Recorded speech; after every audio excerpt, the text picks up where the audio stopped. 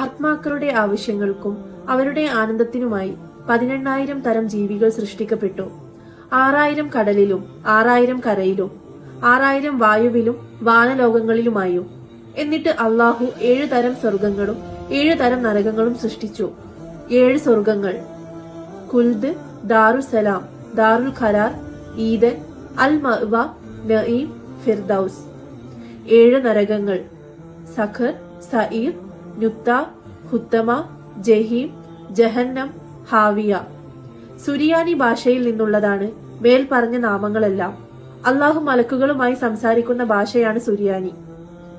അള്ളാഹു താൻ ഉദ്ദേശിക്കുന്നവരെ നരകത്തിലേക്കോ താൻ ഉദ്ദേശിക്കുന്നവരെ സ്വർഗത്തിലേക്കോ അയക്കുന്നു എന്നത് ഒരു പൊതുവായ വിശ്വാസമാണ്.